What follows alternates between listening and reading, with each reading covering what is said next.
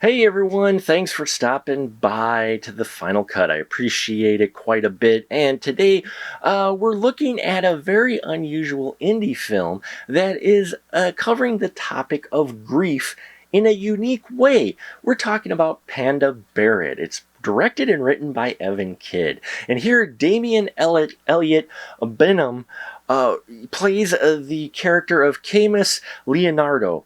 Now, Camus has lost his girlfriend a year ago. She passed away, and he has not been able to move on. The loss of the love of his life has impacted his life in very dramatic ways. He's a rap artist who can't seem to find the words. He has a hard time finding motivation to get up in the morning, much less go to work.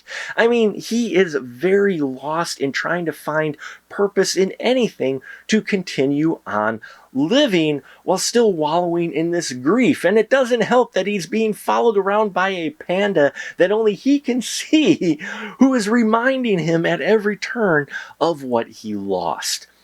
This is an emotional ride that I thought was handled fantastically through not only the performances but the direction and the editing. It doesn't get fancy at all, and it works on a limited budget, but for a story like this you don't have to if you've got interesting characters, and you do in here. Camus is an interesting character. If you feel for this guy, you really do. You're like, come on, man, you can do this, right? You feel for him though, because many of us have lost someone we've loved and know how difficult it can be to move on. And so I thought it was expressed very well. And Bynum really does well in this role. And I hope I pronounced that last name right. If not, I do apologize. Now, Melissa Cohen Rattray plays the panda. And I loved the panda, even though it's someone in a panda suit, basically, and you don't get a whole lot of expression facial-wise, and there's not really a lot of dialogue, though there are subtitles. Panda does talk to Camus. I loved her performance in here as well. You know, what might seem like a gimmick at the beginning swiftly becomes something more when you realize the representation the panda is. A very Donnie Darko vibe here going on. It definitely has that spirit. Now, everyone else that comes across here, just this wide cast of characters were very interesting.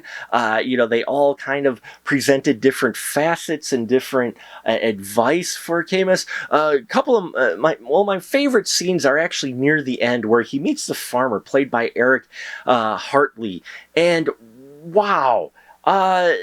Seeing the dynamic between these two characters and the dialogue that they have, the characters aren't compromised at all. This relationship just feels real. It feels like this is what would happen if these two met each other. I mean, I really fell in love with especially the last third of this film, where you get a lot of it being this just back and forth between the farmer and Camus. This really is a great representation of what it feels to have grief at loss and going through those different stages, while presenting it in a quirky way with the panda. There's meaning with the panda even more as the film goes along, and you feel for the panda as well, and how occasionally it is treated by Camus. So really is a film that is a character-driven piece that moves along nicely. I loved the pacing. It felt grounded, even though the subject matter may seem a little odd. And in the end, I was very satisfied and moved by the film, and it gave me some things to think about, which you want from something like this. There's also, I have to admit, there's a poster in Camus's room, just a representation of some of the subtlety that you have in this film, some of the excellent subtlety.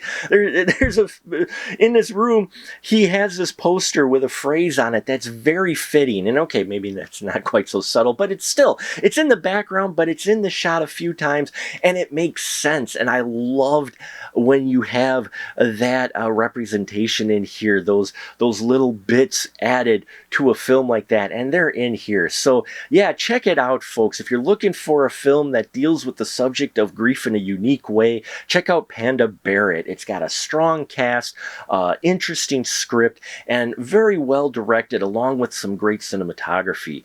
And there you have it. If you have seen Panda Barrett, please leave your comments down below.